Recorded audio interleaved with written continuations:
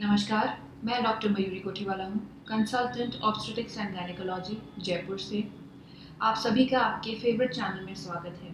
आज इस वीडियो में मैं आपको हाइमेनोप्लास्टी सर्जरी के बारे में इंफॉर्मेशन दूंगी। हाइमेनोप्लास्टी सर्जरी क्या होती है, किन कंडीशंस में करवानी पड़ सकती है, सर्जरी किस प्रकार से होती है और सर्जरी के बाद आपको किन चीज़ों का ध्यान रखना होता है। हाइमेनोप्लास्टी सर्जरी जानने से पहले हम ये जानते हैं कि हाइमेन क्या होता है। हाइमेन एक झिल्ली है, बहुत ही पतली झिल्ली होती है आपकी वजाइना के आउटर पार्ट पे। जो आपका योनि मार्ग है उसको बाहरी दुनिया से अलग करते हुए एक झिल्ली होती है, एक परत होती है जिसको हम हाइमेन कहते हैं। जब भी किसी लड़की का फर्स्ट इंटरकोर्स होता है तो ये हाइमेन फट जाती है या रप्चर हो जाती है। बिना इंटरकोर्स के भी हाइमेन रप्चर हो सकती है। जो लोग बहुत ज़्यादा फिजिकली एक्टिव हैं, स्पोर्ट्स खेलते हैं, या फिर आजकल टैम्पून्स, मेंस्ट्रुअल कप्स, इन सब चीज़ों का प्रयोग बहुत ज़्यादा होने लगा है महिलाओं में। आपके पीरियड्स के टाइम पे अगर आप इन चीज़ों का यूज़ करते हैं तो भी आपका हाइमेन रप्चर हो सकता है। तो जैसा कि मैंने आपको ये कारण बताया, तो इससे आपको पता चल रहा होगा कि हाइमेन केवल इंटरकोर्स से ही रप्चर नहीं होती है, उसको रप्चर होने के बहुत सारे दूसरे कारण भी हो सकते हैं। तो इसीलिए मैं ये आप सबसे रिक्वेस्ट करना चाहूँगी कि किसी भी लड़की को उसके हाइमेन की प्रेजेंस या एब्सेंस से जज ना करिए कि वो वर्जिन है कि नहीं। ये बहुत बड़ा मिथ है हमारी सोसाइटी में कि अगर हाइमेन प्रेजेंट है तो वो वर्जिन है, और नहीं है तो वो वर्जिन नहीं है, उसने पहले कभी इंटरकोर्स किया होगा। ऐसा बिल्कुल भी नहीं होता है। कई बार नेचुरली भी हाइमेन बचपन में जैसे आपका डेवलपमेंट होता है तो भी रप्चर हो जाती है, तो उस बेसिस पे आप जज करना छोड़ दीजिए। तो बात करते हैं हाइमेनोप्लास्टी सर्जरी की। हाइमेनोप्लास्टी, जैसे कि आपको इस वर्ड से पता चल रहा है, हाइमेन को रिपेयर करना, वापस से उसको उसके नेचुरल लुक्स देना, उसको हम कहते हैं हाइमेनोप्लास्टी। हाइमेनोप्लास्टी सर्जरी एक बहुत ही सिंपल सर्जरी है। उसको करने में आधे घंटे से 1 घंटे का टाइम लगता है मैक्सिमम, और वो लोकल एनेस्थीसिया में होती है। उसके लिए पूरा बेहोश करने की ज़रूरत नहीं होती, बस नीचे का पार्ट जो है उसको हम सुन कर देते हैं और वो सर्जरी आधे से 1 घंटे में हो जाती है। हाइमेनोप्लास्टी एक बहुत ही सिंपल प्रोसीजर है जिसमें आपके हाइमेन के टॉर्न एंड्स या फिर जो बचे हुए अवशेष हैं उनको हम आपस में सिल देते हैं वापस।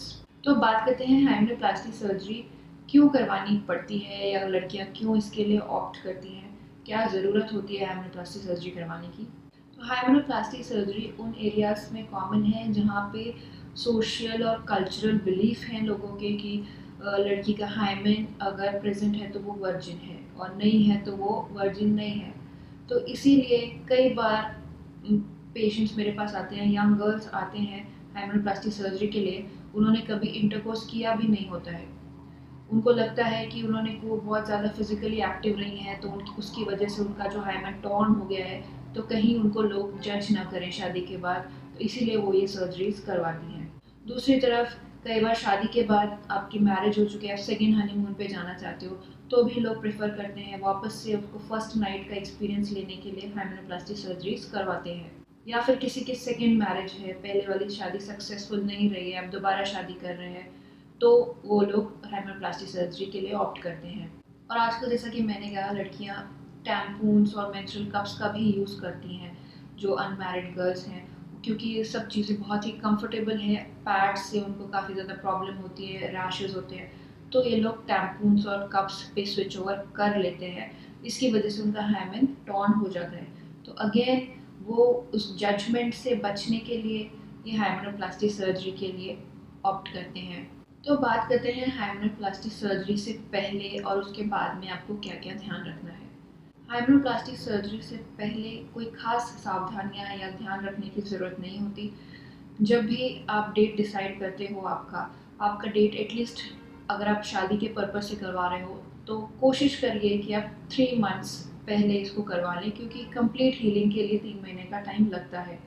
उससे कम बहुत बार होता है कि टाइम नहीं होता या अवेयरनेस नहीं होती, उनको बाद में पता चलता है कि ऐसी भी सर्जरी अवेलेबल है, तो लोग आते हैं करवाने के लिए। तो ऐसा नहीं है कि उस टाइम पे नहीं हो सकती, लेकिन जो हीलिंग है, जो प्रॉपर 100% आप चाहते हो कि बिल्कुल सब कुछ नॉर्मल दिखे, तो वो 3 महीने पहले ही हम लोग प्रेफर करते हैं। अदरवाइज 7 दिन पहले, महीना भर पहले भी पॉसिबल है सर्जरी करना, वो इमरजेंसी केसेस में हमें करना भी पड़ता है। सर्जरी से पहले कुछ खास इन्वेस्टिगेशंस की रिक्वायरमेंट नहीं होती, बस आपका हीमोग्लोबिन लेवल्स, आपको कोई इन्फेक्शन तो नहीं है, उसके टेस्ट ये होते हैं। अदरवाइज़ कोई मेजर टेस्ट नहीं होते, क्योंकि ये लोकल एनेस्थीसिया में होती है सर्जरी। कुछ आपकी अगर टैबलेट्स चल रही हैं तो वो आपको पहले से डॉक्टर को इन्फॉर्म करना होता है। हाइमेनोप्लास्टी सर्जरी में, जैसा कि मैंने कहा, आधे घंटे से 1 घंटे का टाइम लगता है। सर्जरी के अंदर हम एब्जॉर्बेबल सूचर यूज़ करते हैं। जो धागे यूज़ करते हैं वो अपने आप गलने वाले धागे होते हैं। उसके लिए आपको दोबारा आके कटवाने की ज़रूरत नहीं होती है उन थ्रेड्स को, वो अपने आप डिज़ोल्व हो जाते हैं 6 हफ्ते के अंदर अंदर। हाइमेनोप्लास्टी सर्जरी के बाद का जो केयर है, आफ्टर केयर, वो बहुत इंपॉर्टेंट है। सर्जरी करवा के आप इमीडिएटली घर जा सकते हैं, हम आपको हॉस्पिटल में रोक के नहीं रखते हैं। 1 या 1.5 घंटे बाद जब भी आपका प्रोसीजर ख़त्म हो जाता है, फॉर्मेलिटीज़ ख़त्म हो जाती हैं, आपको हम दवाइयाँ समझा देते हैं कैसे लेनी है। 5 डेज़ के लिए आपको एंटीबायोटिक देते हैं, पेन किलर देते हैं, उसके बाद इमीडिएटली आप घर जा सकते हैं। लेकिन शुरू के 2 से 3 दिन बहुत इम्पॉर्टेंट है, उसमें आपको जितना हो सके रेस्ट करना है। आपको नहाना भी हम लोग मना करते हैं, क्योंकि टाँके गीले ना करें। और टॉयलेट, आप पर्टिकुलरली अगर आपका इंडियन टॉयलेट है तो कोशिश करिए कि या तो आप कोई ऐसा स्टूल अरेंज कर लीजिए। नीचे बैठने से कई बार टाँकों पे ज़ोर पड़ता है, कब्जी नहीं होने देनी है। शुरू के 3 दिन, जैसा कि मैंने कहा, आपको सिर्फ अपने काम करने हैं। आपको कोई बहुत ज़्यादा मार्केट में या ट्रैवल, शॉपिंग या अपना जॉब पे नहीं जाना है। 3 दिन का आपको रेस्ट चाहिए होता है। उसके बाद 3rd डे के बाद आप अपना नॉर्मल रूटीन फॉलो कर सकते हैं। बस ध्यान ये रखना है कि आपको पैर अपने स्ट्रेच नहीं करने, दोनों पैर। स्ट्रेचिंग एक्सरसाइजेज हो गई, या फिर ब्रिस्क वॉकिंग हो गई, या स्कूटी पे बहुत बार क्वेश्चन होता है स्कूटी चला सकते हैं कि नहीं, बिल्कुल भी नहीं चलाना है आपको। आप 4 व्हीलर ड्राइव कर सकते हैं, या फिर स्कूटर के पीछे बैठ के जा सकते हैं, जहाँ पे दोनों पैर आपके आसपास रहते हैं। पैरों को दूर करने वाला कोई काम नहीं करना है।